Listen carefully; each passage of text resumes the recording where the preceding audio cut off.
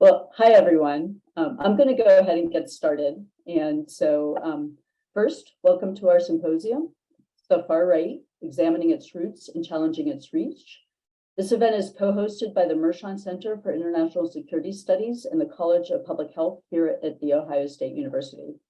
My name is Laura Dugan, and I am the Ralph Mershon Professor of Human Security and also a Professor of Sociology at OSU. My co-organizer, Victoria Gurevich, is a PhD candidate in the political science department here at OSU also. The idea for the symposium formed after we recognized the disconnect between America's surprise by the January 6th attack on the US Capitol and its conspicuous inevitability due to the mounting tension by disparate elements of the far right through increasingly violent Stop the Steal rallies and online forums. And even if we ignore grievances, the rising threat of far-right violence in the US, combined with rally cries from a sitting US president at the time, made something like what we saw that day inevitable. Far-right attacks, murders, and other hate crimes have gained momentum since the election of Barack Obama, surpassing any other ideological threat to Americans. White supremacist organizations and other far-right groups have long called for a race war and a chance to overthrow the government. The growing political legitimization of fringe ideals and calls to stop the certification of Joe Biden as president is the nearest the far right has been and possibly would be to achieving its military ambitions. They were ready. Despite all of this, people were still shocked to see the violent mob of mostly white Americans try to overthrow the government that day. We expect that this short-sightedness is likely due to the little attention given to the far-right threat in the US by our leaders, by the media, and our schools. Historic evidence undeniably shows that key elements of extremist ideas today were routinely expressed in ordinary conversations between white Americans in earlier decades and in earlier centuries. When such ideas have been part of our shared history since colonial times, it's difficult to recognize its ubiquitous danger today. Historic tolerance for white supremacist ideals paired with emerging technologies, globalization, and novel crises encourage the spread of far-right ideologies. To be clear, the far-right problem in the United States is not due to Donald Trump and his most vehement supporters. Donald Trump and his supporters are a symptom of a growing momentum of far-right ideals in the US and elsewhere. And while he has had a mobilizing effect on the movement, far-right extremism was a problem long before Trump and it will continue to be a problem long after he's gone. The next generation of far-right politicians are winning consequential offices. Hundreds of law enforcement and military personnel have been found on the membership rolls of groups such as the Oath Keepers, and the recent public health crisis has entrenched among people a conspiratorial mindset that serves to undermine democratic institutions. Furthermore, this problem extends well beyond the US, as the far-right parties have achieved substantial power in European parliaments. Hungarian Prime Minister Viktor Orban and his Fidesz party are seen as models to other far-right movements in Europe as they pass laws that undermine democratic ideals, effectively detaining all migrants and threatening the well-being of Muslims, Roma, and other minorities currently living in Hungary. In South America, Brazilian President Jair Bolsonaro has become a model for other far-right politicians, gaining momentum among voters in Argentina and Chile. Even countries that have overcome white supremacist governments like South Africa struggle with removing its racist legacies from its institutions. In order to challenge this growing threat, we must understand where it comes from, how it works, where it has gone, and where it might be heading. As such, the symposium has three goals in mind. First, we want to hear from scholars and other experts who study early components of what has evolved into the far right in the United States and across the globe, how these ideas are spread, and where the far right is infiltrating. To that end, the symposium features presentations from 12 researchers who will speak about different elements of far-right movements in the United States and elsewhere. Second, we want to involve people with firsthand and professional experience with extremism to respond to the presentations. 4 responders with perspectives from the vantage point of federal government, local politics, public health, and personal experiences will help to bridge the gap between research and practice. Third, after hearing from everyone, we want to brainstorm on action steps that can be taken to curb the far-right momentum. Guided by questions from the audience and from the facilitators, the final panel will bring presenters and respondents together into an open conversation about what can be done. Finally, the task of challenging extremism is not over when the symposium ends. We aim to form a coalition of concerned folks to keep this effort going by informing the broader community, connecting persons with similar concerns, and to empower members to preserve democratic ideals. I will now turn this over to Victoria to go over the format of the symposium as well as the logistics for the next 2 days. Victoria. Thank you, Laura, for that introduction. Good morning, everyone. Thank you for being here so early, wherever you are on either of the coasts. So I'll start by talking a little bit about the format of the event before I get into the logistics of how things are going to work over these next 2 days. Laura motivated our organization for the symposium, but just to break it down a little bit more, you've seen the schedule. So across these 2 days, we have 4 panels that are following the roots, how far-right extremism spreads and how it works and where it has spread to. Each panel will have 4 presentations in it. We budgeted about 15-20 minutes for each of the speakers. So that should give us, either way, plenty of time for questions, which we hope to take the questions from you. So please use the chat enthusiastically, and I'll say more about the chat afterwards. But while we're anchoring the conversation and motivating what we're talking about with far-right extremism in the US context, we also recognize this isn't just a US problem.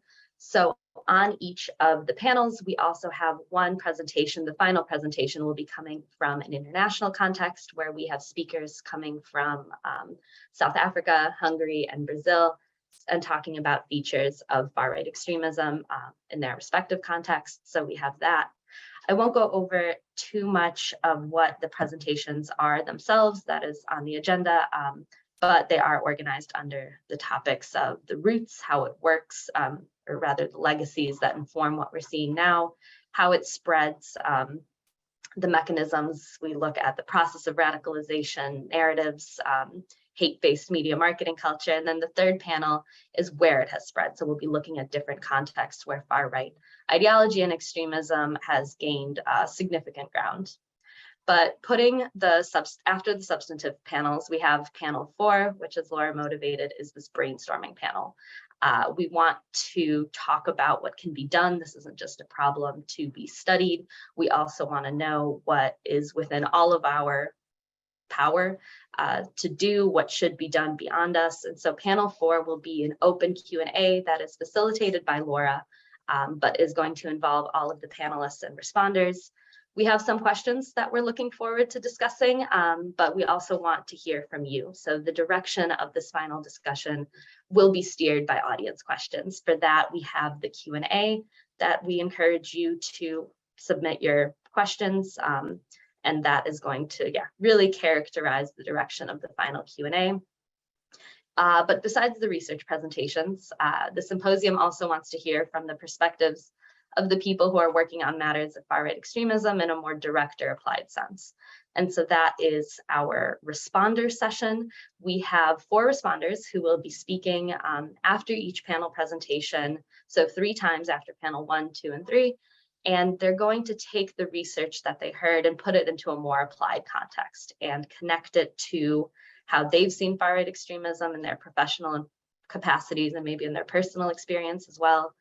These 4 responders all have very different backgrounds as exposure points, but essentially they're just going to have a conversation about how they've seen some of the research actually look in practice. And with that as well, they'll be having a conversation, but we encourage you to use the chat to also, populate with your own thoughts and perspectives.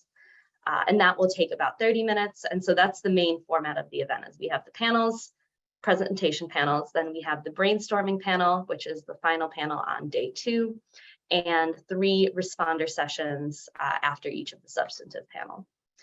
If you have any questions about how this will run, please put them in the chat and I can answer them directly there.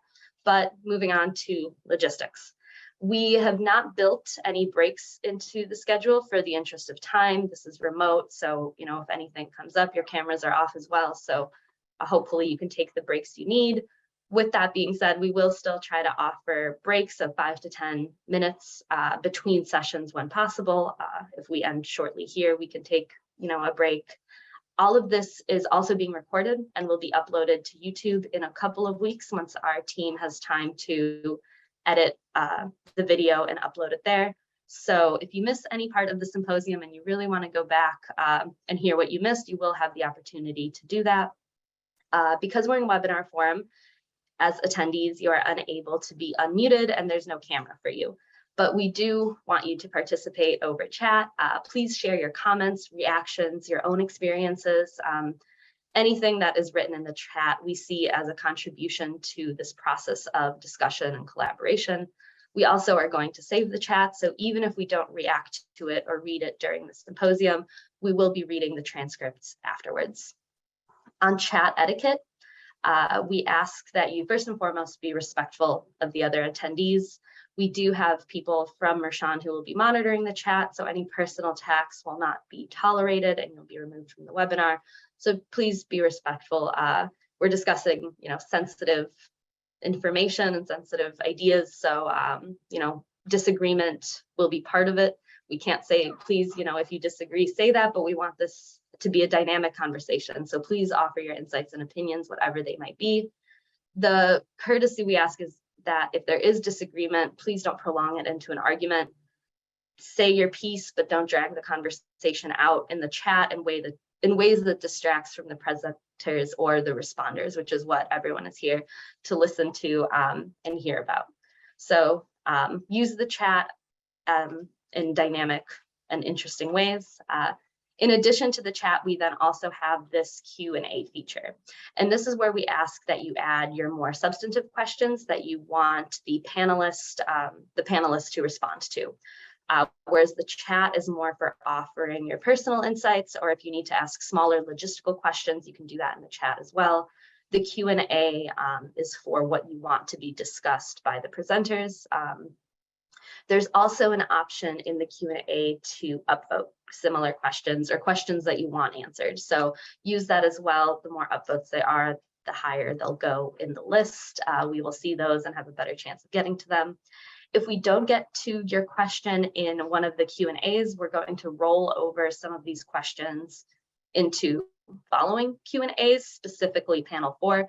So if there's a question on there that's getting a lot of upvotes that we're just not asking, it's because we're probably saving it for the final discussion where we can pull everyone in. At the end of today, we will be posting a link in the chat to gauge your interest in an idea that Laura and I are developing that she mentioned on this that's preliminary, and a lot of the idea will be redefined based on the feedback from those of you who are interested. But what we're looking at creating is a sort of group or coalition that would be interested in challenging far-right extremism or learning more about it. We see this as serving both as a resource and a forum for connection. Like I said, it's still early stages, but we do have an interest form that we will share at the end of today and at the end of day 2 tomorrow. So if you're not quite ready to share your thoughts today, you can do so later. We will also be sharing the survey in an email after the event. So if you don't catch the link today or tomorrow, it will be coming in your inbox as well. After the symposium is over, the conversation doesn't end here.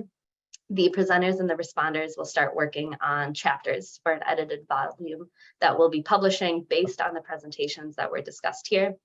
The presentations today are serving as jumping off points for these chapters that will be, refined and expanded, and will also reflect the feedback and the discussions that we've had today. So please, share your thoughts because these ideas are still being developed and refined, and your input could be a really big part of that. The edited volume, which is hasn't been written yet, so is forthcoming, but it will be open access. So you will have the chance to read it when it comes out.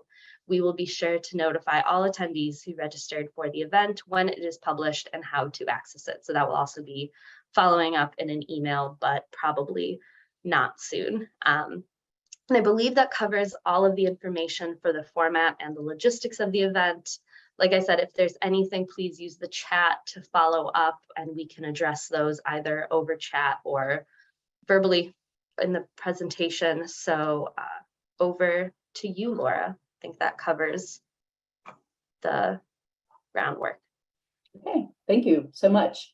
I don't see any questions in the Q&A.